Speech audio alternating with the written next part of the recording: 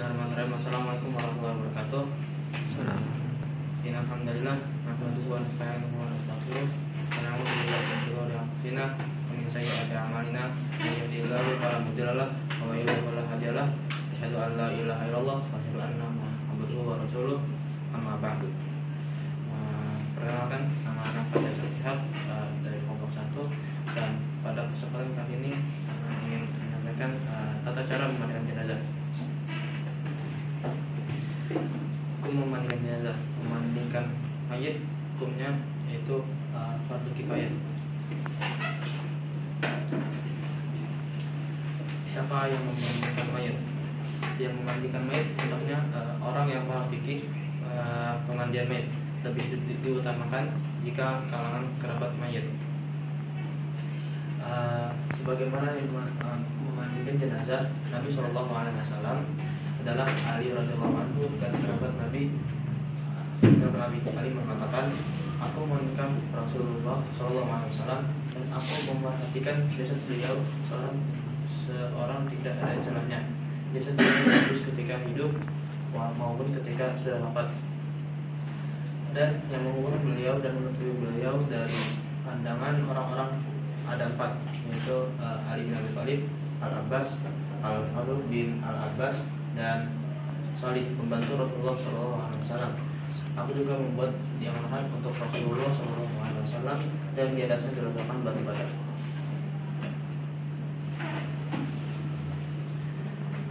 Dan wajib bagi jenazah laki-laki dimandikan oleh laki-laki.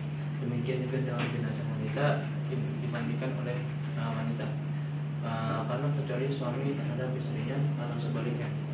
Hal ini dikarenakan wajibnya menjaga aurat.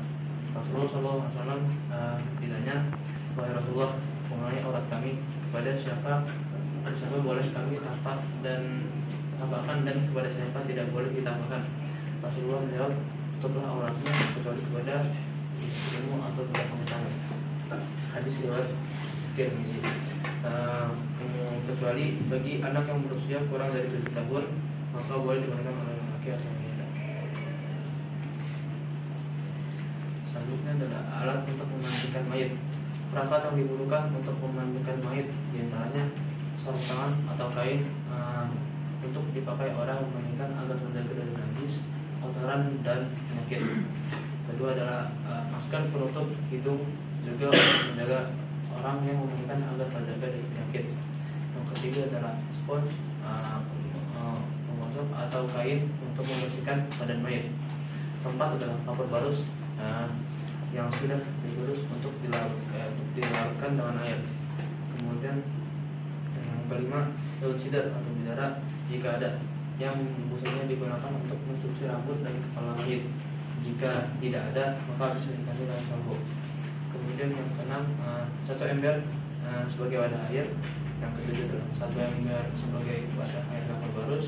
Kemudian gayung, kain untuk menutupi aurat mayit, handuk, daster bila dibutuhkan untuk menutupi luka yang ada pada mayat, dan yang terakhir adalah gunting, kuku untuk menggunting kuku mayat jika panjang. Kemudian cara membersihkan mayit. Pertama adalah melemaskan persendian mayit.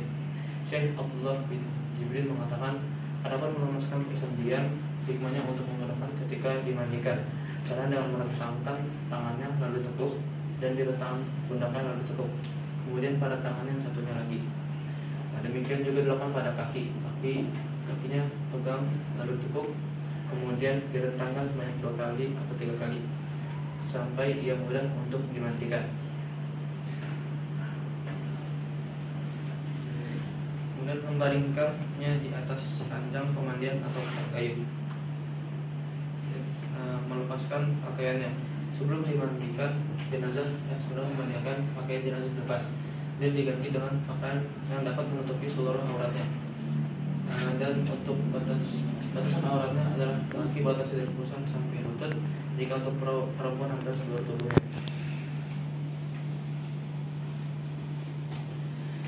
Kemudian membersihkan badannya dari kotoran, terutama yang keluar dari tulang dan dubur. Orang memandikan jenazah hendaknya memakai sarung tangan untuk mencuci tangan dirinya ketika membersihkan kotoran dari tubuh mayit. Kemudian melepas ikatan rambut jenazah. Ini untuk jenazah perempuan. Kemudian mewudukannya seperti berwudu untuk sholat. Dan masuk kepalanya dalam air dan sabun. Menggosok tubuh dalam sidar atau semacamnya seperti sabun. Dibasuh bagian kepala terlebih dahulu, lalu jenggotnya, lalu bagian depan tubuhnya yang sisi kanan, lalu bagian depan tubuhnya sisi kiri, lalu bagian belakang sebelah kanan, lalu bagian belakang sebelah kiri. Selanjutnya adalah kemudian hilangkan bekas sidar atau sabun dengan air dari ujung kepala hingga bawah kakinya. Lalu mandikannya dalam jumlah ganjil, dimulai dari anggota tubuh bagian kanan, baru di bagian anggota tubuh bagian kiri. Kemudian membasuh kembali seluruh tubuhnya. Setelah itu membasuh seluruh tubuhnya dengan air murni dicampur sedikit sabun barus sebagai satu hal yang sunnah. Kemudian menyisirkan rambutnya untuk jenazah wanita. Setelah disisir rambutnya lalu dipotong menjadi 3 dan diletakkan di belakang kepala. Dan yang terakhir adalah mengeringkan tubuhnya dengan handuk. Mungkin sekian dari Anda.